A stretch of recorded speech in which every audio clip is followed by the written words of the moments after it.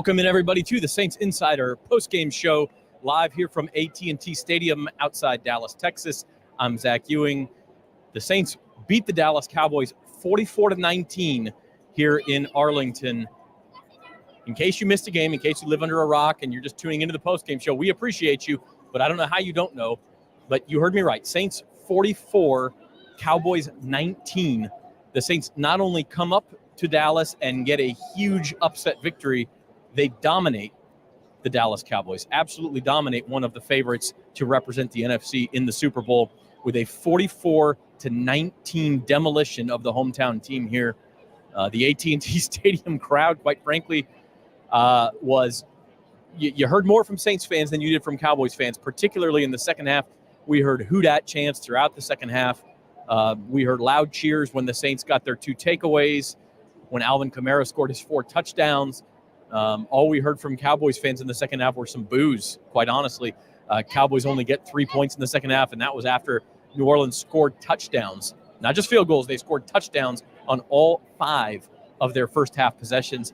They add a touchdown and a field goal in the second half and win it 44-19, basically ran the clock out in the second half. So we're going to talk about it. We've got Luke Johnson, Jeff Duncan, and Matthew Paris here in Dallas, here in Arlington, I should say, live here at AT&T Stadium. They are visiting with the Saints right now. Dennis Allen, Derek Carr's press conference. They'll go into the locker room, talk to some of the other Saints, and they will be out to tell us what they say and give us their thoughts here in a few minutes. Our postgame show is brought to you by Tulane Doctors, so our thanks to them. And we're rolling here. We're going to show your comments live on the screen. Spencer is in the studio. He is kind of screening those comments, keep them clean. He'll show them. He'll text me what those comments are, and we will have a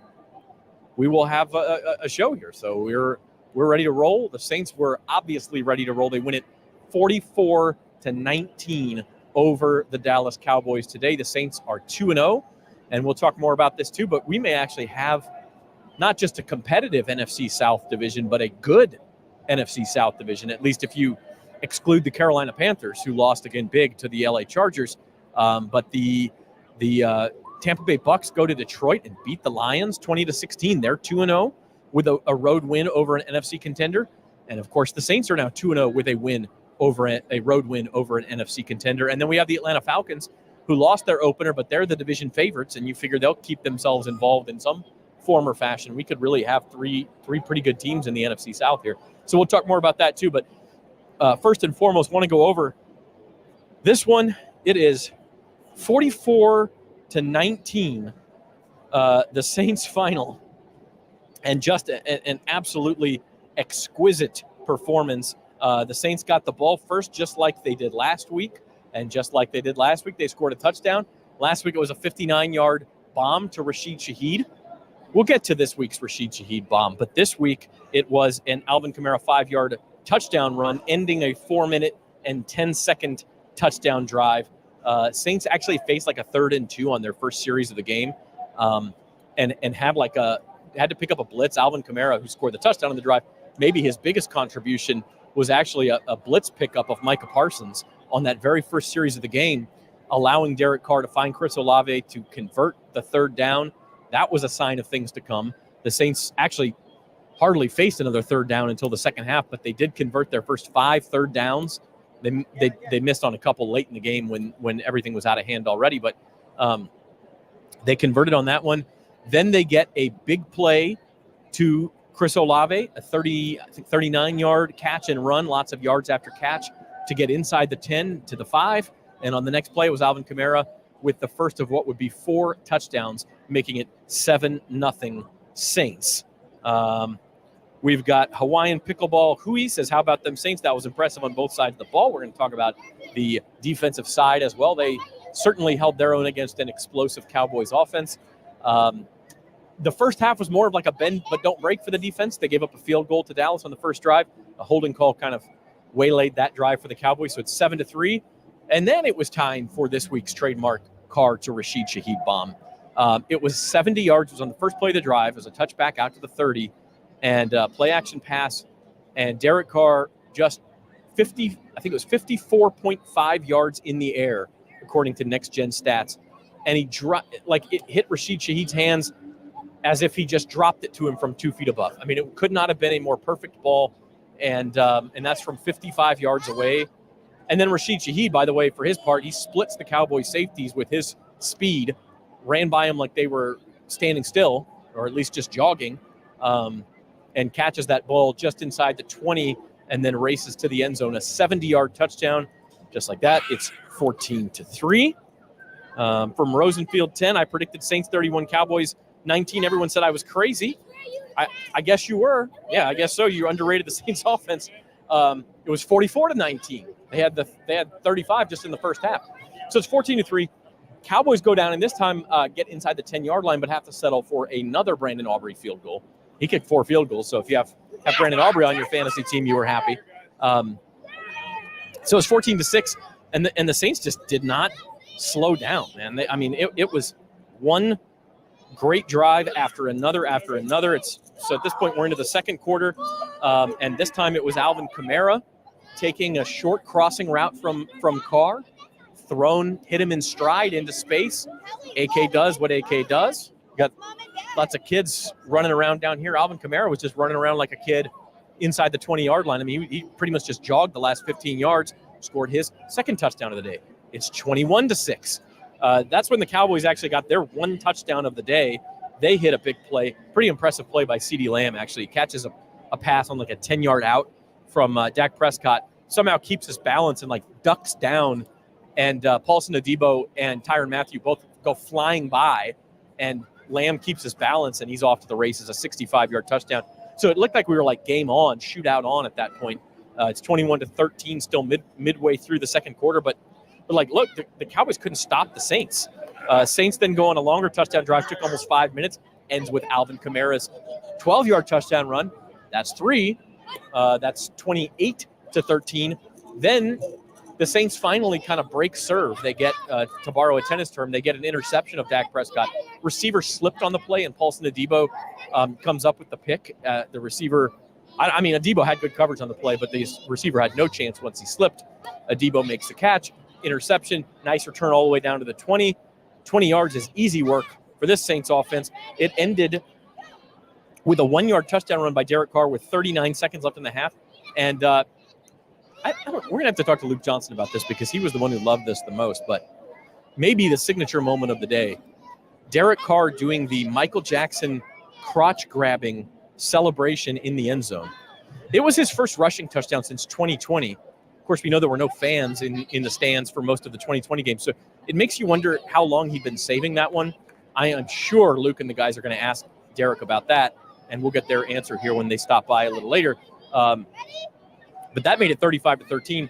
The only problem was the Saints scored so fast, the Cowboys still had 39 seconds, put together a nice little hurry-up drive, and get a third Brandon Aubrey field goal to make it 35-16 at halftime. Still thought maybe we had a game. Cowboys take the ball in the second half, have to settle for a fourth Brandon Aubrey field goal, make it 35-19. And then the Saints really put this thing away.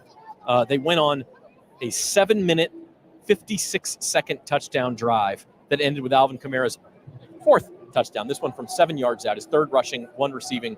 Blake Grupe's extra point was actually blocked. About the only thing that went bad for the Saints on the offensive/special team side of things today. And that made it 41-19. But at that point, it was pretty much all over. Cowboys struggled to stop the run. The Saints had a big lead. Saints were just able to bleed clock, got a turnover on downs, and added a field goal in the fourth quarter. So 44-19, your final. That's the way things went here at AT&T Stadium. You are watching the Saints Insider postgame show. Leave your comments and questions. We've got one here from David Dukas. All last season, I told everyone Carr was not the issue. The issue was the O-line. Carr proving his capabilities. Absolutely. I mean, Derek, one of the better games of his career, certainly one of the better first halves of his career, was 9 of 11 for 222 yards at halftime. He actually, frankly, didn't do much in the second half, and when he was asked to do stuff, he didn't have a great second half. He misfired to Olave in a ball that resulted in an interception. He had another misfire. It was only 2 of 5 in the second half for 21 yards. But, look, he wasn't asked to do much. We'll give him a pass for that. Just a great first half. And the offensive line issues that everyone was worried about all offseason, well, they haven't had a problem with it yet. A lot of talk this week about Taliese Fuanga and his injury. He missed Thursday practice and Friday practice with a back tightness.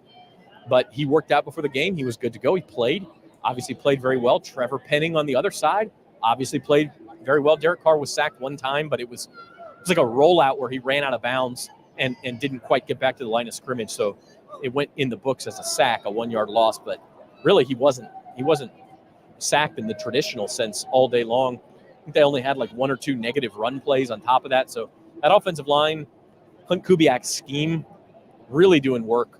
The Saints' first-team offense scored on its first 15 possessions of 2024. 9 last week against the Panthers, all 9 first-team offense drives, 5 touchdowns and 4 field goals. And then today, the first 6 drives, and they were all touchdowns, by the way, 41 points in 6 drives. Then they finally did get stopped once with the first team and had Matthew Hayball punt there early in the fourth quarter. So the first time they don't score. But this Clint Kubiak offense is absolutely doing work. From Stefan, you think Carr finally arrived with the fans? Boy, I saw a lot of positive Twitter comments and some mea culpas after that bomb to Shaheed in the first half. Just such a perfectly thrown ball. Now, it's still week 2, folks. The Cowboys are very good, but the Saints could come out and stink it up the next 3 weeks and be 2-3. And, Derek throws a couple of interceptions. And, I speak to the fans watching this, don't be too fickle, but yeah, it could happen, and Derek Carr could certainly fall out of good graces, but these 2 games could not have gone any better for him. I guess minus the 1 interception there at the end of the game. Just could not have gone any better for him. And for the Saints as a team. A 47-10 win over the Carolina Panthers. Yeah, but it was the Panthers. Well, today they beat the Dallas Cowboys 44-19 here in Arlington. You're watching the Saints Insider post-game show. We're going to take a quick break. We'll be back with more stats, more of your comments and questions, and eventually our beat writers Luke Johnson and Matthew Paris and our columnist Jeff Duncan will emerge from the Saints locker room and give us their thoughts as well. We'll be back with you just after this word from our sponsors. Your trusted Tulane doctors are now at East Jefferson General Hospital. Within these walls, you'll find our region's leaders in academic medicine, where state-of-the-art facilities house the innovation powered by Tulane Medicine, where collaborative care and compassion meet, and where our commitment to patient outcomes means a healthier future for our community. Tulane doctors at East Jeff. When you see the shield, you'll know the future of medicine is here. Fellas, it's clear why Caesars brought us together. This is the ultimate quarterback roundtable. I think I know why we're here. What? Quarterback, high school, Oklahoma? I thought that was a musical. Garth, I think you're here because when people use Caesars Sportsbook, they earn with Caesars rewards. Things like celebrity chef dining, Vegas vacations, even tickets to your show. This app is over the top. There's the idea. Bet with Caesars Sportsbook. Earn Caesars rewards and see your favorite quarterback Garth Brooks in concert. Hey, you can't throw like that.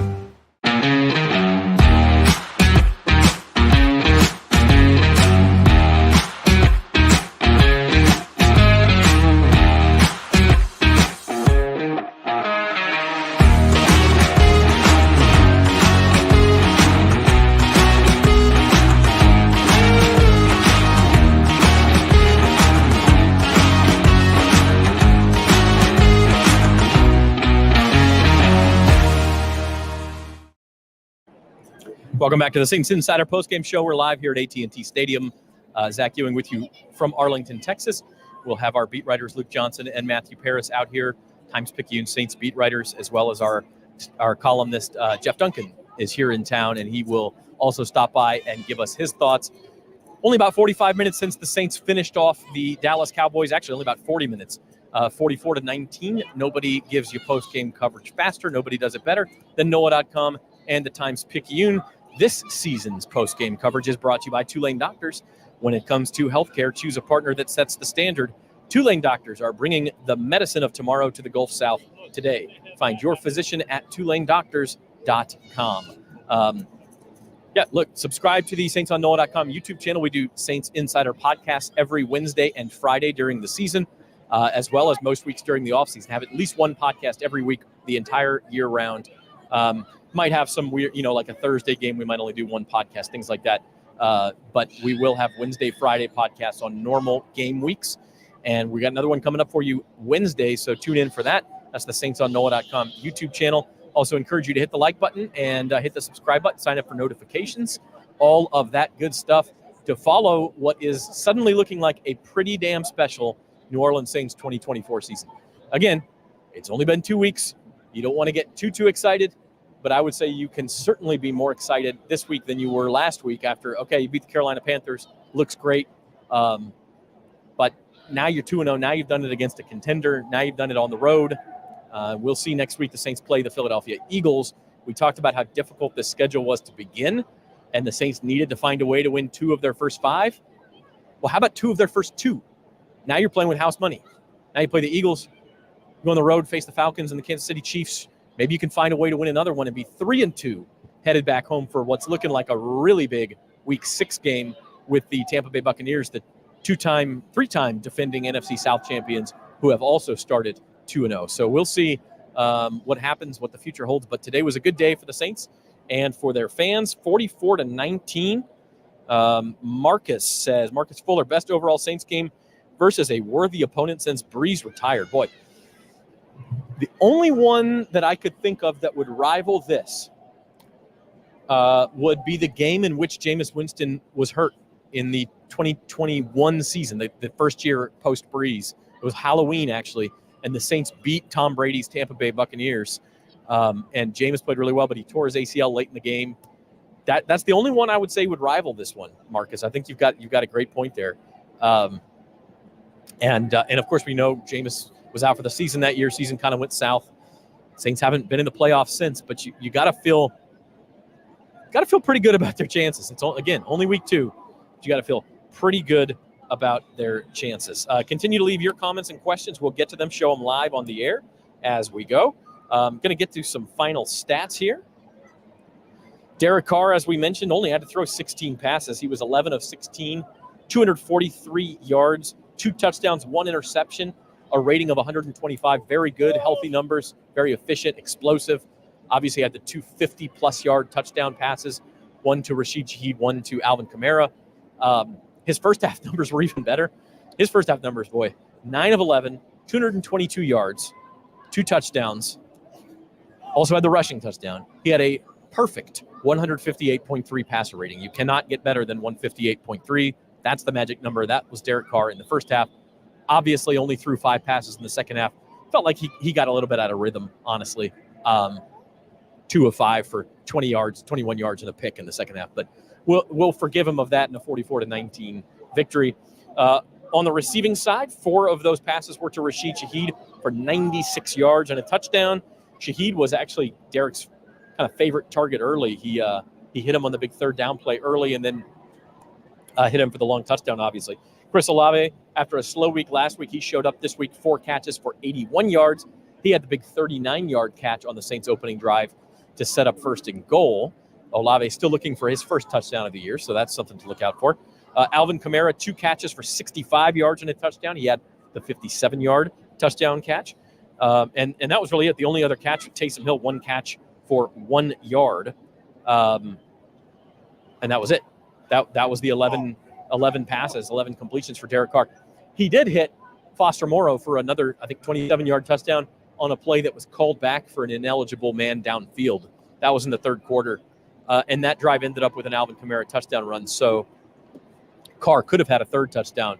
And when we talk about kind of out of rhythm in the second half, you got to consider that too. I mean, I know it got called back because of penalty. Carr still made a good read, good throw, all of that. Foster Moreau touchdown. So it wasn't like he was all bad in the second half. Comment from Stefan. What do you think about Alontae Taylor? Played awesome, also had 3 penalties. Alontae Taylor is a very physical player. He is going to get some penalties. Paulson Adebo and Marshawn Lattimore are the same way. That is, in some respects, the way that Dennis Allen and the way that Joe Woods coach defense. And you've got to kind of take the bad with the good. You get some penalties there. Paulson Adebo had one, too, I think, a defensive holding in the first half. But when you're getting 3 pass breakups for every penalty, you'll take that. And Alontae Taylor, super physical as a corner. He made I can't remember if it was Zeke Elliott. He made a real nice open field tackle on in the first half. Kind of almost had like a half body slam, but not in a way that would get a penalty. Very, very physical tackle. Saw Tyrann Mathieu do the same thing, separating receiver from the ball. Again, trying to think about which receiver it was for Dallas who he separated from the ball. It might have been Jalen Tolbert. And just a beautifully timed hit on what would have been a big conversion for the Cowboys. Instead, forced a 3rd and long. Saints got off the field. So physical defense. Defensive line got a couple of sacks. Carl Granderson had one on his own, and then he had another one he shared with Chase Young. Let's talk about the defense. Defense forced 2 turnovers. They had 2 interceptions. Alontae Taylor and Tyrann Mathieu, each with an interception. Could have had a 3rd takeaway. Forced a fumble. Dak Prescott fumble inside the 10. This was early in the second half. And Chase Young, I think Chase Young may have been remembering some of the games he played with the Washington football team / Washington Commanders here in Dallas and kind of getting their butts beat. He wanted that scoop and score, and he kind of Leon-ledded it, to use another Cowboys reference. Couldn't scoop it up, kind of bobbled it forward. Cowboys ended up covering it and salvaged the drive with a field goal. So, I don't want to get hit by a football here, but that one was a little too close for comfort. But the defense could have had 3 takeaways. That one was a strip sack by Brian Bresee.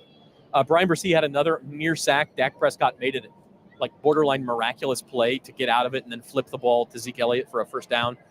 Like that, Dak Prescott can play. I mean, that's the thing. These Dallas Cowboys can play. They're going to win games this year. I don't know if they're going to go 13-4 like they did last year, 12-5, whatever it was. But this is a good team. They've got good players. And the Saints just dominated. CeeDee Lamb, outside of the one explosive play I mentioned earlier where he makes Mathieu and Adebo miss and runs for a 65-yard touchdown, he was mostly held in check. Outside of that, he had finished with 4 catches for 90 yards, but 65 of them come on the one play. So in 6 other targets, he had 25 yards. You're going to take that. Really good. Jalen Tolbert had 6 catches for 82 yards. He did have a great catch on a 39-yard reception in the first half that set up a field goal. I thought Kool-Aid McKinstry played really well. He stepped in for Marshawn Lattimore, Paulson Adebo, Alontae Taylor. We talked about them. Tyrann Mathieu. Will Harris had a pass breakup on a 4th down play that really ended any chance if they had a 1% chance of a miracle comeback, it ended with that 4th down PBU right here inside the 5 behind me. That was Will Harris. So the secondary played really well. Stefan says we should separate from Marshawn. Don't need him. I don't know if he's Michael Thomas on defense. Listen, excuse me a second. Michael Thomas, really, I don't want to use the cancer word, but he really became a problem in that clubhouse over the last couple of years. I don't think Marshawn is that, but I do think Marshawn can't stay on the field. And if he's not healthy and he's eating up a lot of salary, and you've obviously got a secondary that can play well without him, put 2 and 2 together. I mean, there's no question this defense is better with Marshawn Lattimore than without him. He's a great player. He's been an all-pro player. But it feels like this is his last year with the Saints at this point. At this point, it feels like that. One thing we haven't talked about is the run game. I want to get into that because it was outstanding. And we talked about this on the Saints Insider podcast this week. A big, big, big key was going to be the Saints establishing the run early. They had to keep that Cowboys defense from pinning its ears back. Couldn't get Micah Parsons all over Derek Carr, that sort of thing. And all the Saints did was rush 39 times for 190 yards, 4.9 yards per carry. And if you take out the kneel downs by Jake Haener at the end of the game, three kneel downs for -3 yards, then that's 36 carries for 187, and you're over 5 yards a carry. So, and 4 touchdowns on the ground, by the way. So I would call that not just establishing the run. I would call that running the ball down the Dallas Cowboys' throats. That's what the New Orleans Saints did today. Alvin Kamara, 20 carries, 115 yards. That's 5.8 yards per carry, 3 touchdowns. And he didn't have a lot of times you see 5.8 yards per carry and he's had a 40-yard touchdown run or something. He had a run. His long run was 15 yards. It was just 4 yards, 7 yards, 12 yards, 3 yards, 8 yards. I mean, it was positive every single time. It was efficient every single time. And that opens up the play action, of course. I mean, let's look at the first drive of the game. Alvin Kamara gets 1 yard. Okay, one of his worst carries of the day, frankly. Rashid Shaheed on an end around gets 7. So now it's 3rd and 2. You've ran the ball twice. Then, boom, play action. Derek Carr to Rashid Shaheed on the 3rd and 2 play action, gets it done. Taysom Hill, 2 yards, okay? Then Carr over the middle to Shaheed, another first down. And then all of a sudden, another play action, Chris Olave on a crossing route, 39 yards. And then Alvin Kamara, 5-yard touchdown run. Next play on offense, play action, 70-yard touchdown to Rashid Shaheed. Like, Clint Kubiak, he may be a genius play caller, but the scheme, sometimes it's like, why wasn't this the answer the whole time? I don't know. It seemed simple enough. Sometimes football's a simple game. After Kamara, Jamal Williams, 8 carries, 39 yards. That's 4.9 per carry. And again, lots of those carries as the backup running back come with a lead. Cowboys know you're going to run, so you're still averaging 4.9 yards a carry. Taysom Hill, 3 carries, 18 yards. Rashid Shaheed, 3 carries, 13 yards. Chris Olave had a carry for 7 yards. And then Carr, obviously, the 1 carry for the 1-yard touchdown. So just all around good, man. Just all around good. Keep leaving your comments and questions. We're going to have Matthew Paris, Luke Johnson, and Jeff Duncan here in just a couple of minutes. We're going to take another break here on the Saints Insider post-game show and be back right after this. Your trusted Tulane doctors are now at East Jefferson General Hospital. Within these walls, you'll find our region's leaders in academic medicine, where state-of-the-art facilities house the innovation powered by Tulane Medicine, where collaborative care and compassion meet, and where our commitment to patient outcomes means a healthier future for our community. Tulane doctors at East Jeff. When you see the shield, you'll know the future of medicine is here. Fellas, it's clear why Caesars brought us together. This is the ultimate quarterback roundtable. I think I know why we're here. What?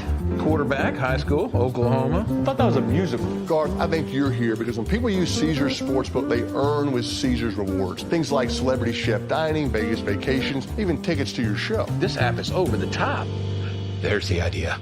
Bet with Caesars Sportsbook. Earn Caesars rewards and see your favorite quarterback Garth Brooks in concert. Hey, you can't throw like that.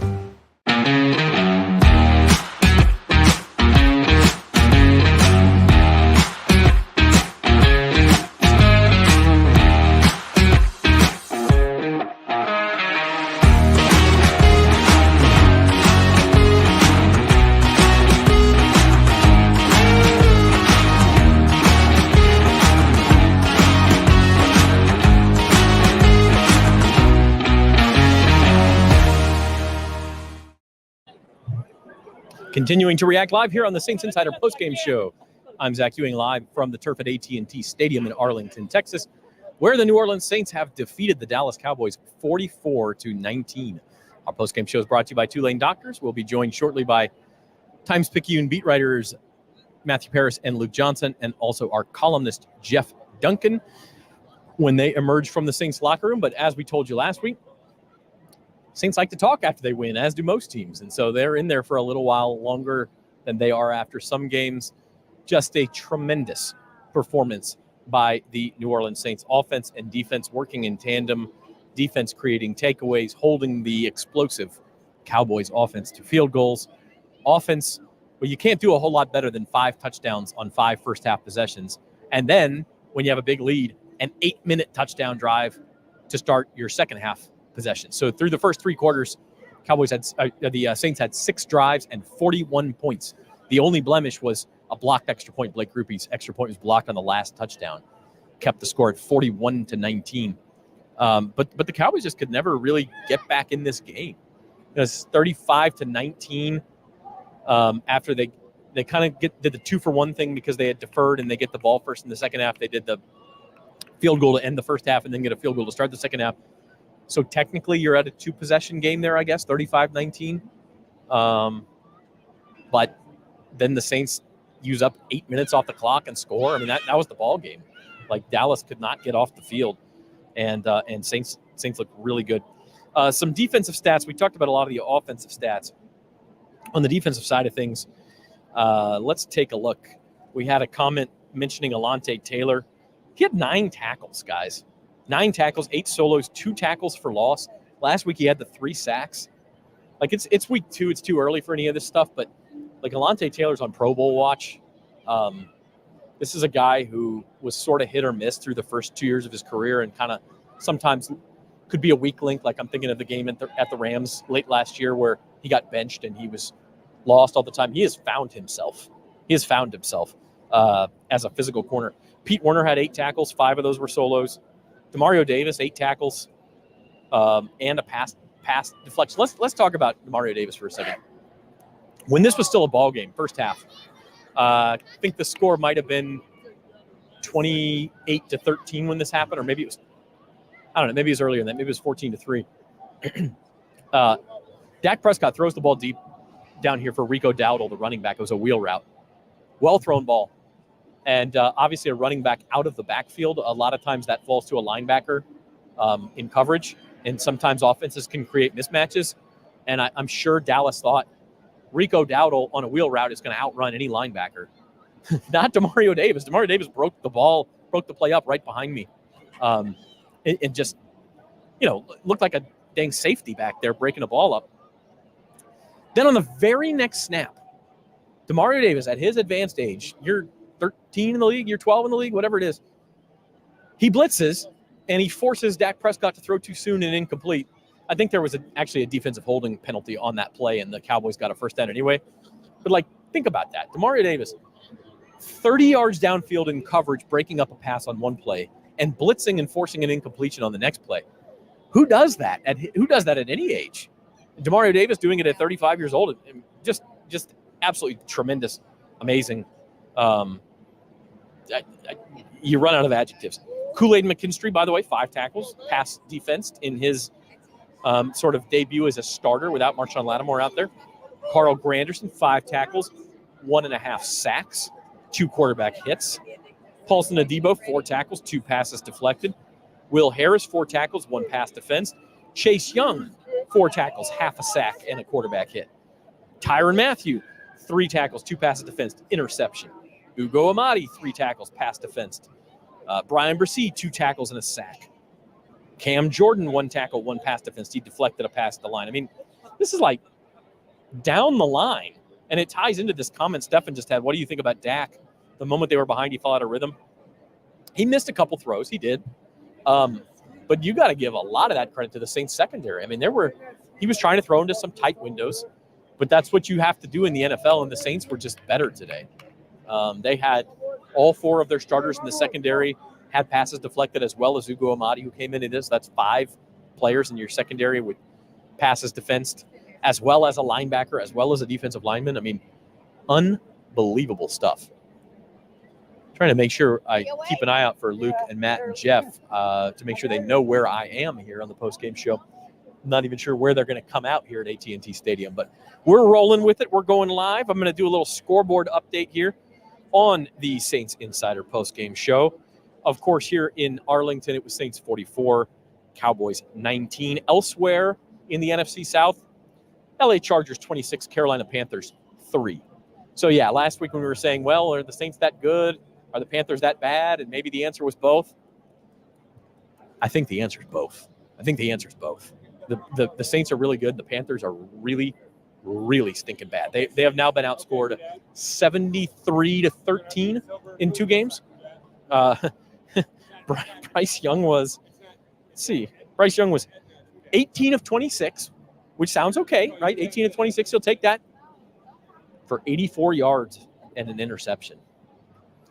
26 pass attempts for 84 yards. Let's see. For a journalist, I'm pretty good at math. That's 3.2, 3.3 yards per attempt. Not going to get it done. Plus the pick. Not going to get it done, and the Panthers fall to 0-2. But elsewhere in the NFC South, Tampa Bay Buccaneers go to Detroit, and they beat the Detroit Lions 20-16. Tremendous performance. Their defense, which was missing 2 starters in the secondary, maybe 3. Carlton Davis was out this game. You thought Detroit was going to throw the ball all over him. Didn't happen. They get a couple of stops in the last 5 minutes, win that game 20-16. They're now 2-0. Kind of like the Saints. They got a home win over what you think is a bad team, Washington Commanders, and a road win over what you know is a good team, Detroit Lions. So the Bucs are 2-0. The Saints are 2-0. Week 6 in the Superdome, by the way. Then week 18 in Tampa, they end the season against each other. So that's the matchup to watch for. And the Atlanta Falcons, who are 0-1 and were the division favorites coming in, they play Monday Night Football this week. They are in Philadelphia. So a tough assignment for the Falcons. And if they can't pull an upset in Philadelphia, and become the third NFC South team to spring a road upset this week, then the Falcons are 2 games behind both the Buccaneers and the Saints already. And Saints-Falcons in Atlanta is week 4, by the way. That's 2 weeks from today at Mercedes-Benz Stadium there in Atlanta. Elsewhere around the NFL, talk about upsets. Killed my survivor pool. I know it killed a lot of people's survivor pool. Raiders 26, Ravens 23. They scored the last 13 points of that game. Ravens had a 23-13 lead. You think they're in control? Raiders ran them down and won the game in regulation, 26-23. So the Baltimore Ravens are 0-2. Cleveland Browns, who were just totally dominated by these Dallas Cowboys last week in Cleveland, they go on the road and beat the Jacksonville Jaguars 18-13. So the Browns are 1-1. The Jaguars 0-2. Jets beat the Titans 24-17. Titans fall to 0-2. Jets are 1-1. How about this? Talking about upsets. Minnesota Vikings 23. San Francisco 49ers 17. The Vikings are 2-0. Another team beat a bad team last week in the New York Giants. Are they for real? Beat the San Francisco 49ers at home. Granted, it was a home game. It was a short week for the Niners. But if you're one of those Saints fans who might be looking ahead to the race for home field advantage, dare I say in week 2, San Francisco 49ers are now 1-1. Dallas Cowboys are now 1-1. So you got a game up on 2 of the contenders, 2 of the presumed contenders. Detroit Lions are 1-1. Got a game up on them too. We'll see what the Eagles and Falcons do tomorrow night. But yeah, see what the Chicago Bears do tonight on Sunday Night Football. Moving on, Seahawks beat the Patriots in overtime, 23-20. Washington Commanders are 1-1. LSU's Jaden Daniels gets his first win as a professional. That's 21-18 for the Commies. We mentioned the Bucs, and then finally, without Jordan Love, the Green Bay Packers beat the Indianapolis Colts 16-10 behind Malik Willis and 32 carries from Josh Jacobs, 151 yards. Afternoon games, there's only 3 of them. Steelers leading the Broncos 7-0. Sean Payton's Broncos trying to avoid falling to 0-2. Bengals and Chiefs are 3-3 late in the first quarter and early second quarter. How about this score? Arizona Cardinals 21, LA Rams 3. And I know Rams missing some offensive line starters in that game, but they've given up some big yardage already. Marvin Harrison has a couple of touchdown catches. Spencer just says Mahomes just threw an awful pick, so the Bengals have the ball in that game it could be a big time upset Sunday. Think about this. Saints beat Cowboys. Bucks go on the road and beat the Lions. Raiders go on the road and beat the Ravens. Vikings beat the 49ers. That's an upset. We've got the Bengals giving the Chiefs trouble. I think the Cardinals were actually favored over the Rams, so maybe not technically an upset, but I think that scoreline surprises some people. Browns were underdogs. They go on the road and beat the Jacksonville Jaguars. There's more upset wins than there were favorites. Where the Packers were a home underdog to the Colts without Jordan Love. They win that game. Really, the only favorite that dominated was the LA Chargers. So hope you took them in Survivor. If you didn't, you're probably out this week, unless you were brave enough to take an underdog. All right, Saints Insider Postgame Show. We're rolling right along. Hopefully we'll have Jeff Duncan, Matthew Parris, Luke Johnson in just a few minutes. We're going to take another break here on the Saints Insider Postgame Show. We're brought to you by Tulane Doctors. Here's a word from them and our other sponsors as we continue live from Arlington. Your trusted Tulane doctors are now at East Jefferson General Hospital. Within these walls, you'll find our region's leaders in academic medicine, where state-of-the-art facilities house the innovation powered by Tulane Medicine, where collaborative care and compassion meet, and where our commitment to patient outcomes means a healthier future for our community. Tulane Doctors at East Jeff. When you see the shield, you'll know. The future of medicine is here.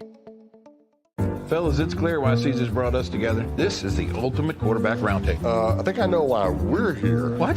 Quarterback, high school, Oklahoma? I thought that was a musical. Garth, I think you're here because when people use Caesars Sportsbook, they earn with Caesars rewards. Things like celebrity chef dining, Vegas vacations, even tickets to your show. This app is over the top. There's the idea. Bet with Caesars Sportsbook. Earn Caesars rewards and see your favorite quarterback Garth Brooks in concert. Hey, you can't throw like that.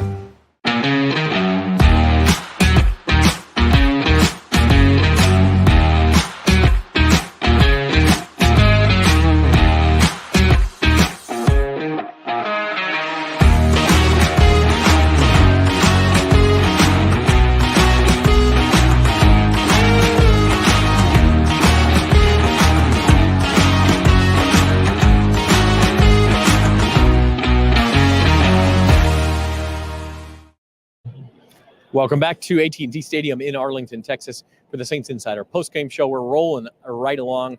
We passed the 40-minute mark. Who else gives you this kind of postgame coverage? We are continuing, and we have Luke Johnson, Matthew Parrish here on the postgame show. I think they heard me say I've been rolling for 40 minutes.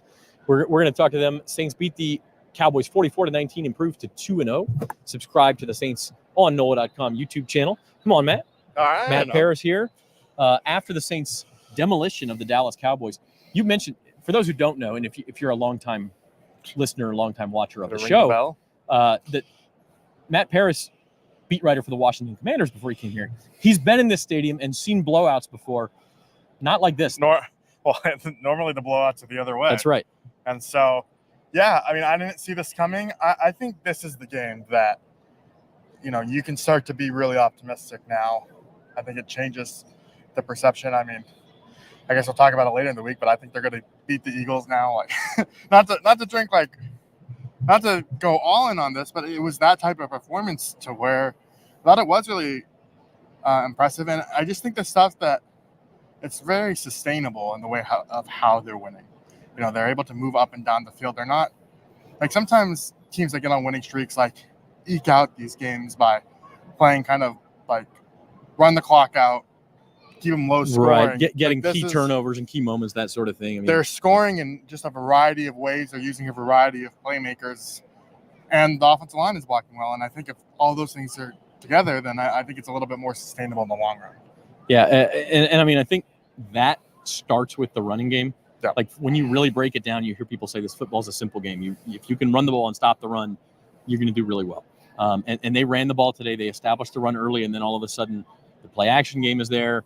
All of a sudden there's more holes late in the game as you're wearing down that defense, and it just feeds on itself. Yeah, I mean, I think they averaged, I don't know what they finished with, but they were at 5.6 yards per carry at some point. That probably won't maintain the whole season, but I just think in terms of how they use these guys, like Alvin Kamara, when you asked about Kamara today, so many coaches and players said, well, we're getting him out in space now. Like there's a fundamentally different way that they're using him compared to last year. It resembles more of the Alvin Kamara in his prime. And so he deserves a lot of credit for still being able to be that type of player. But I just think they needed someone to unlock the pieces, so to say. And I think Clint Kubiak has done that. We just had a comment from John Shaw who said Penning was excellent today. And that's the offensive line was like a legitimately enormous question mark for this team. And Fuanga may not have played today. I mean, he ended up playing, but it just feels like, I don't know if it's scheme, I don't know if it's aggression, whatever it is, the O-line is holding up beautifully. Well, it was a major question up into kickoff because we saw in pregame warmups, we saw Landon Young be the starting left tackle, and then Fuanga would go in there. It was just like kind of every other rep, and you didn't know how much he had to give today. But I thought he was excellent. I thought Penning was really solid as well. I thought, we talk about the running backs. The way that they were able to block and chip on Micah Parsons, I thought that played a big role in kind of keeping them at bay. And then, Derek Carr only threw the ball 16 times.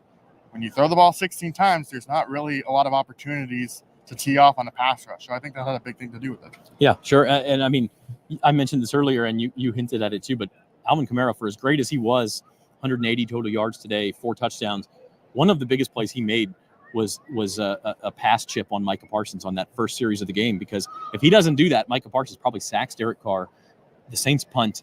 Who knows how this game goes? Instead, he hits Rashid Shaheed for the first down. Saints are off and running. 6 possessions, 41 points later. Yeah, absolutely. I mean, and just the Saints too, converted so many third and longs today. They were able to. I mean, again, back-to-back games of their punter not making an appearance until the fourth quarter. That's where this team's at right now. I'm sure Jeff Duncan, who covered that team, will say this stat too, but he came up with it the last time the Saints scored 40-plus points in back-to-back games to open the season. The only time, actually, 2009. We know how that season ended. So let's talk big picture. We're not ready to proclaim them the home team in the Super Bowl just yet or anything, but this is a legitimate playoff contender. This is a legitimate division contender. I mean, you throw out everything you thought preseason, and you kind of have to reevaluate now. Yeah, I mean, I'm still interested to see how they do. I don't know.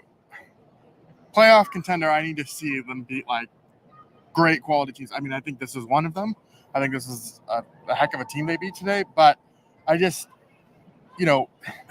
we still don't know how the Saints are going to react when things go wrong. That's something that John Benton was saying. I had an opportunity to talk to him earlier in the week, the offensive line coach, that, how does the offensive line hold up when they get down by 2 scores and they have to throw the ball a lot more? Like, are they able to keep their composure? At some point, the Saints are going to be tested this season, and I'm curious to see how they respond to that.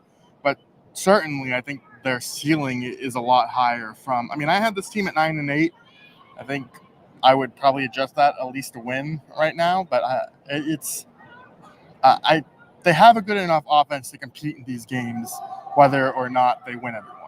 Yeah, and we talked about how difficult the beginning of the schedule was, like not just in opponent's face, but there's this sequence coming up where you face Kansas City on a Monday, then you get a huge division game with Tampa Bay on a short week, and then you turn around and play Denver on a Thursday, and it's like they turn the lights out on us at AT&T, but like that's a really difficult stretch even for good teams to go through. So they're gonna lose games. They're gonna go through this adversity, but now you kind of look at this and go, well, why couldn't they beat Philadelphia at home? Why couldn't they go to Atlanta and win? I mean, none of these games look that insurmountable. No, they don't. And I think this reflects the biggest vibe shift of what we've seen, because when the schedule came out, we all looked at it. We said, ooh, they might be 2-4 by the time Sean Payton and the Denver Broncos come to town. Yeah. And God, what then? Well, now they might be 4-2 right. or 5-1. Like that, I think is, you want to just talk about how the pendulum swings and just the optimism that builds and grows. I think that's the biggest one of, I think people are starting to believe in this team a little bit more now. Last one with Matthew Parrish before he goes up to right. Like the Cowboys had a lot of swagger coming into this game. I felt like that's kind of the attitude of the Dallas Cowboys franchise in general. Sure. But you had Mike Tyson and Tom Brady taking a photo on the star at midfield before the game. You had, all the smoke and fireworks of a home opener introduction, all this thing. The Saints are the team playing with swagger. I mean, they are laying the wood on defense. They are dominating on offense. This is not how people viewed Dennis Allen's teams in the past. What is going on here? I mean, hey, maybe they really bought in that family feud. I guess. He challenged them a little bit differently this offseason, tried to be more relatable, began these practice periods with or these team meetings with competitions and sort of the day. Like, it's all kind of trivial stuff, but I think he just tried to relax a little bit more going into his third year, maybe also kind of push players. That the big thing that Dennis Allen has said kind of repeatedly is that this was a different year, so he wanted it to feel different. Yeah. And I don't think there's any argument after 2 games that this doesn't feel different, at least in the Allen era. Yeah, and it's funny you say that because they started 2-0 last year as well. But sure. it was 16-15 over Tennessee. You're hanging on. You kicked a bunch of field goals. 20-17 at Carolina, who ended up being even worse than we thought they were at the time.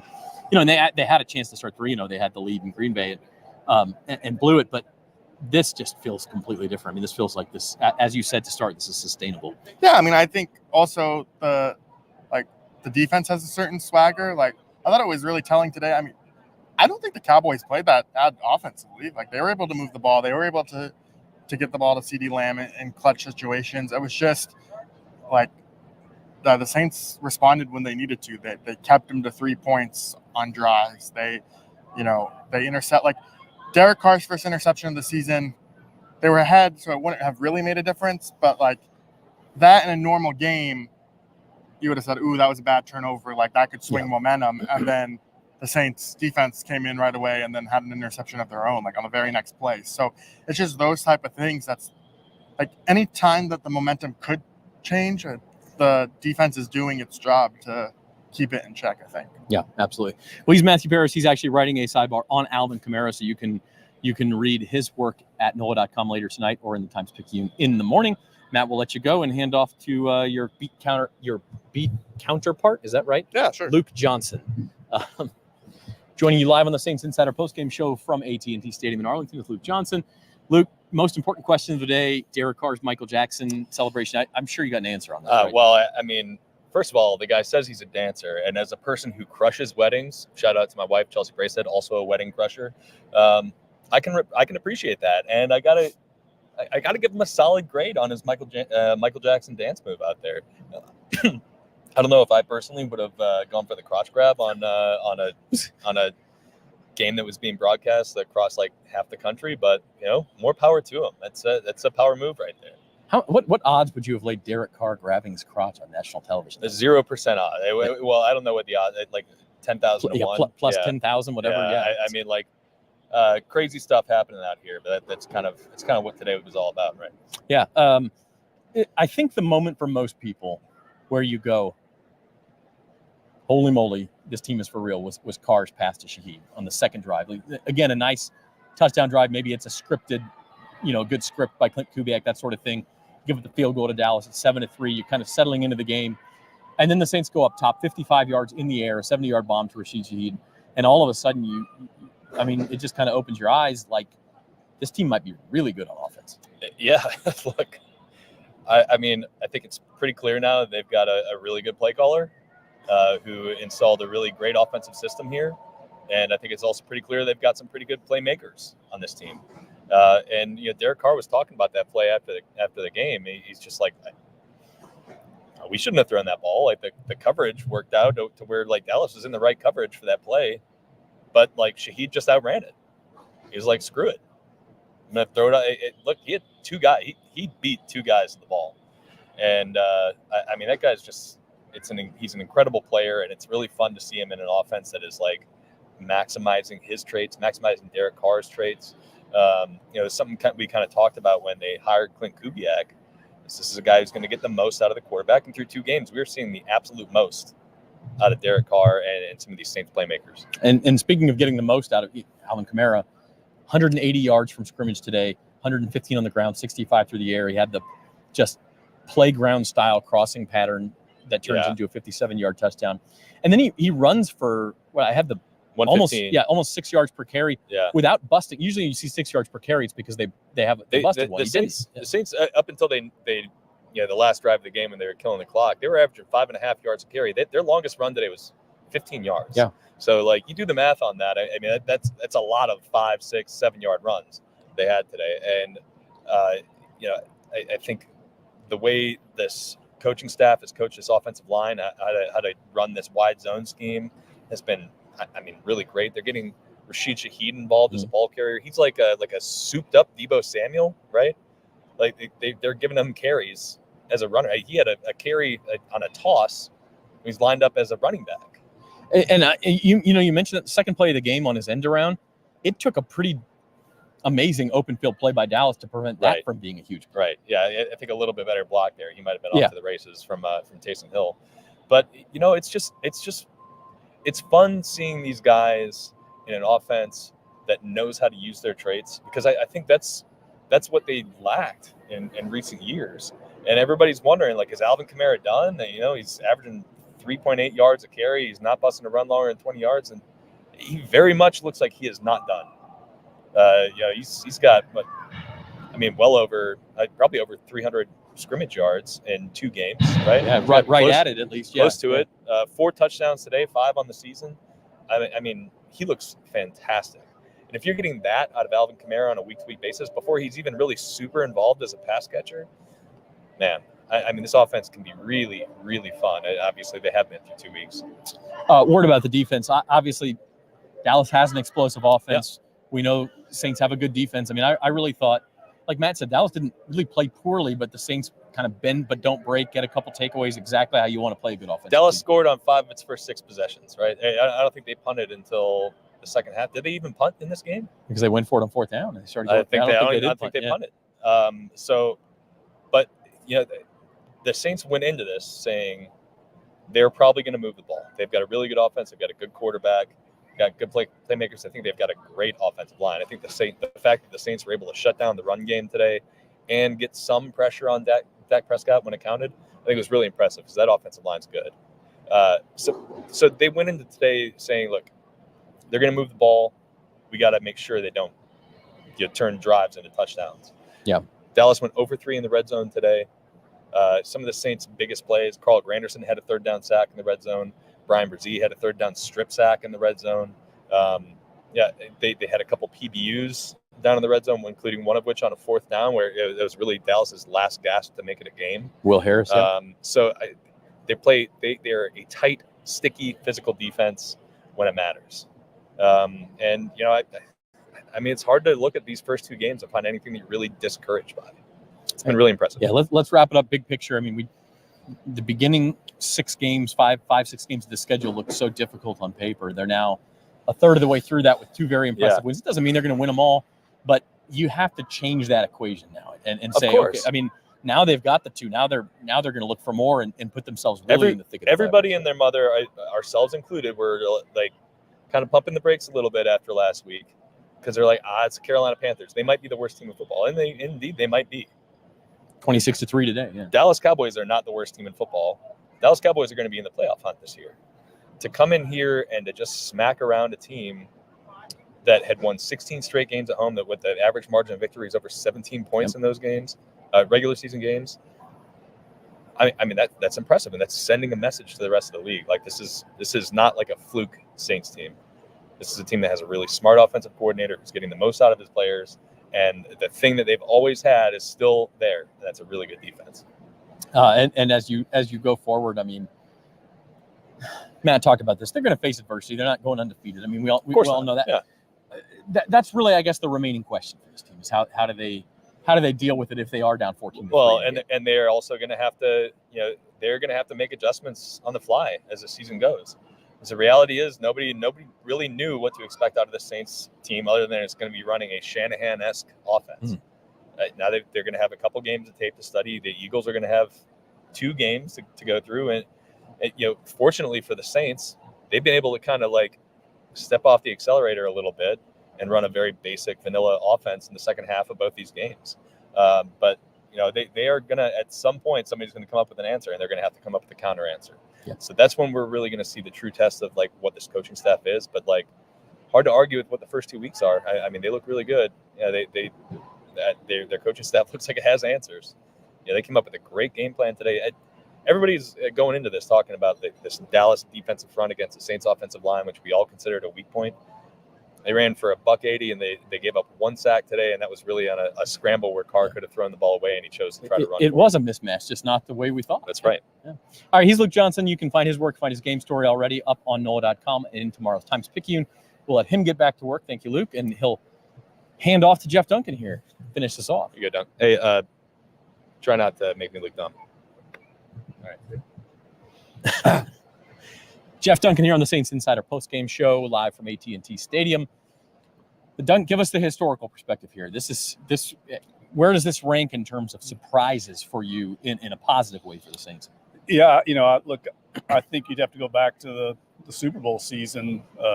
There's a lot of similarities. I'm not saying this team's going to win the Super Bowl, but when you go back and look at 2 straight kind of 500-ish seasons, Sean Payton has to make a big offseason decision, fires Gary Gibbs, brings in Greg Williams to fix the defense, and that team suddenly became a complete team once Greg Williams took over that defense. We've seen a similar transformation happen here with Dennis Allen. It's just the opposite side of the ball. Dennis Allen's a defensive-minded head coach.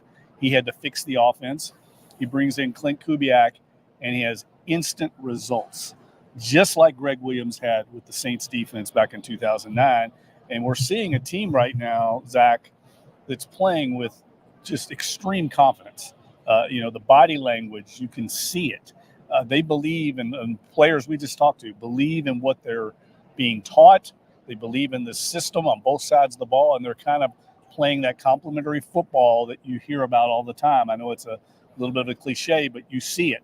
The defense starts feeding into this fast start by the offense, and all of a sudden they start getting turnovers, and it just starts snowballing on the team. I think this is even more dominant, though, than the Super Bowl start. Both teams scoring over 40 points, but the competition here today, this is a good team the Saints beat, and they dominated this team. This team, I think, will end up winning double-digit games this season, and the Saints came in here at a place that they don't lose very often. There's, some of the greatest players in the history of this game the names up on the wall here. It was impressive, and I think anybody in the league now that sees these scores has to buy into the Saints. Yeah, I wanted to confirm this fact before we came on the air, and I apologize I didn't, but I think it's the first time the Saints have won in this building since 2012, which is obviously 12 years ago since the peak of the Peyton era. And that's kind of what this feels like. And Dennis Allen, who was on the hottest of hot seats before the year, Derek Carr, who was, being maligned in Mardi Gras floats and things like that, like all of a sudden, 2 games in, and now this could all change in 2 more weeks, but 2 games in, it feels like a completely different franchise. Yeah, I mean, just go back 8 days ago, we didn't know what to expect from the Saints. Yeah. I mean, I picked the Saints to go 6-11 in our preseason. And I was 7-10, so I was right there with you. I mean, everyone locally was doubting this team because, frankly, they hadn't given us really any reason to believe in them. They believed, and I think the confidence level that you see in the team right now is what's impressive to me. Even when they have like a bad play here or there, it doesn't faze them. That shows you the belief system. But this isn't a fluke now. I mean, what we're seeing, this team is playing and firing on all cylinders in every phase of the game. Special teams are playing lights out. Defense is shutting down the run. They're turning over. They're getting after the quarterback. They're not getting a lot of sacks, but they're still getting pressure. And then the running, I'm telling you, Zach, I haven't seen a team run the ball like this in a long time, maybe ever, from the New Orleans Saints. The fact that they can line up and just get to the edge, I talked to you in the press box. Mm-hmm. I haven't seen the team get outside in NFL consistently the way this team is doing ever. And they're able to run the ball so well, it takes the pressure off the passing attack.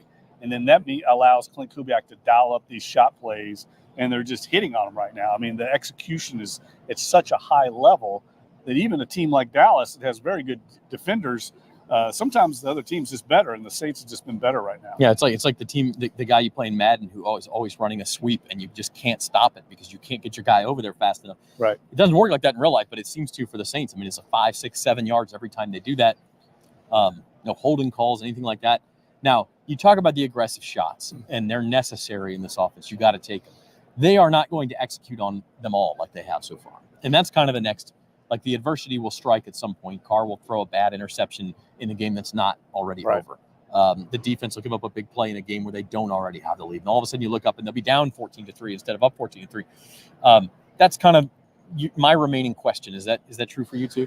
Well, look, it's going to happen. I mean, Tyrann Mathieu said that. We're going to have our fair share of adversity. It's going to happen. They're going to get down in the game. It's going to happen on the other side. But I think there's enough leadership on this team. I mean, that's one thing this team has always had, is great leadership.